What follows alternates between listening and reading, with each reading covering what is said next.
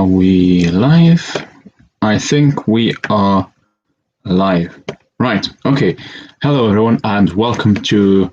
Oh, this is terrible quality. Okay, anyway, so this is terrible quality, but hello everyone and welcome to another episode of the fourth period where we review NHL games, and this episode is the Columbus Blue Jackets versus the Detroit Red Wings game of the 18th of January 2021. So, first things first, finally a win for Columbus. They obviously are off the back of losing two games against the Nashville Predators, where they lost those two games. And unfortunately, it still wasn't convincing for me today.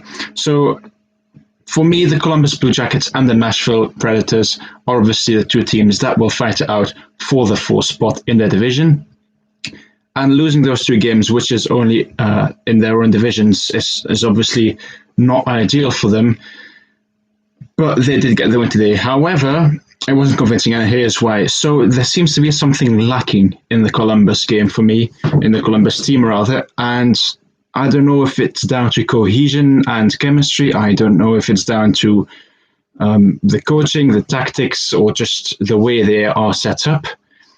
But you can attribute it to perhaps the defensive lines being broken up. So where you would normally have Zach Werenski and Seth Jones together, they have been broken up. Where you would normally have the teams that are acquainted to each other, you have Max Domi, who is a new player.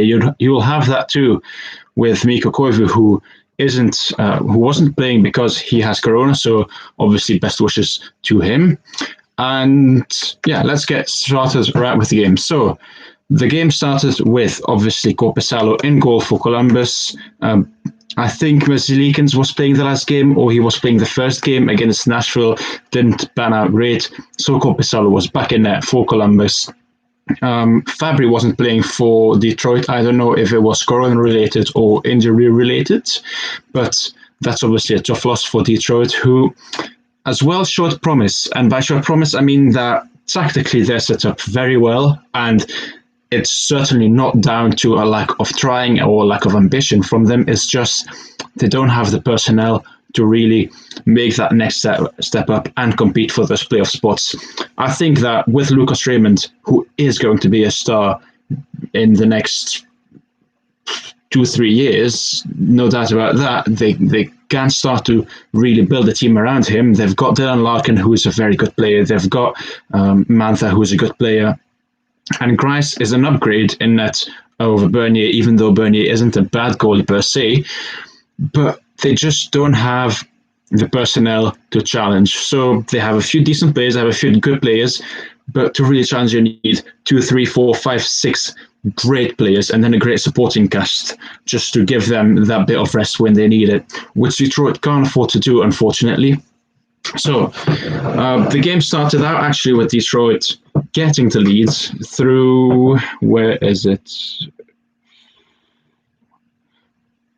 I wrote it down. Well, actually, so Detroit got the lead first, and they were actually dominating Columbus to begin with. So they won most of their face-offs. The shots were heavily in favor of Detroit. And Columbus just looked disorganized. They looked like they weren't there to play. They were just there, just on a visit in Detroit, right? But Detroit, as I said, they can't keep up whatever they are doing, unfortunately. They have a terrible power play, which was shown not only in the second period, but it was also shown certainly in the third, towards the end, when they had a power play with about 7 minutes left. And they just didn't get shots off. And if they did, they were aimed just towards the goal, but not on net. They were hitting players. They were being blocked. There was no... The structure that you see on 5-on-5, Detroit does not have that in the power play, which they need to capitalize if they're going to do anything. They didn't play badly against Carolina Hurricanes the first game, and they obviously won the second, so they're doing something right. But they need more than that. They need to be able to fall back on a power play goal or on 2 power play goals if the 5-on-5 isn't working out. So Columbus actually came back into the game with goals from Texier and Dubois. Texier scoring the second after he is skating down the left-hand side of the ice with high speed. He wraps around the net, puts it very neatly into the net in the tightest of spaces. And at that point, Columbus really took the game by the scruff of the neck. Columbus was on the up and looked to build towards that. And about 70 seconds later, Pierre-Luc Dubois is too fast for Stetcher. Stetcher, it was a terrible line change. Terrible line change by Mark Stahl. Dubois is too fast for Stetcher. He goes to his backhand. He puts it into the net of into the net of the Red Wings. It's 3-1. And at that point, it's looking very unlikely that Detroit can really mount a comeback because they're not bad at defending a lead. But once that lead is gone, there's just no way to come back for them. It's just the way that Detroit is playing. Once that lead is gone, I don't see how they can regain it. And with 55 seconds left, though, Bobby Ryan... How do I explain this? So, Mantha takes a shot. It's saved by Korpisalo. To me, he has it in the glove or just in his arms, and the play should have been stopped right then and there. But Bobby Ryan, to me, it seems like he poked Korpisalo, and then he gets shot into Korpisalo by, obviously, Zakorenski. Zakorenski then starts to fight Dylan Larkin. Bobby Ryan is fighting Bjorkstrand. Bertuz is fighting everyone, and the call on the ice is a no goal, but it gets overturned by the video as they determine that the actions of a Columbus Blue Jackets player, so in this instance, Werenski, led to the puck ending in the end of the net, which at first I thought it was a good goal, but then looking at the replay, I can't really see where they would think that it is actually the fault of Werenski. But anyway, it's 3-2, and that would remain the score. Now, there was also an open net miss by Mark Stahl, so he hit the post on open net with 3:50 left. If they score that goal, is it a different game? Perhaps, perhaps not. There's obviously no way of knowing.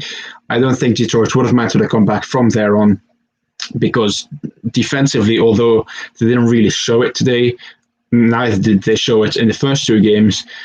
Columbus is just too strong. The players that they have with Jones, with Werenski, they're too strong to really go and get those two goals in a quick succession. So,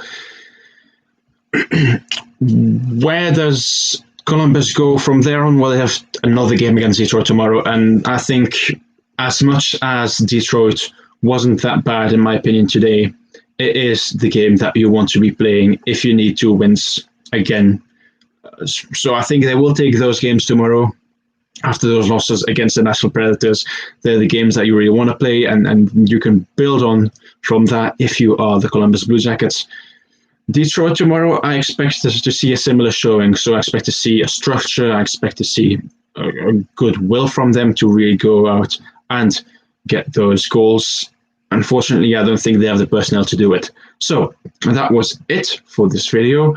If you've enjoyed the video and this terrible quality, I apologize profusely again. But if you've enjoyed the video, regardless, please consider dropping the video a like. Please consider subscribing, sharing the video. If you've really enjoyed it, let me know what you thought of the game and what you think of my takes. Do you agree? Do you disagree? In the comments down below, please. I thank you very much for taking the time of your day to watch this video, and I'll see you soon.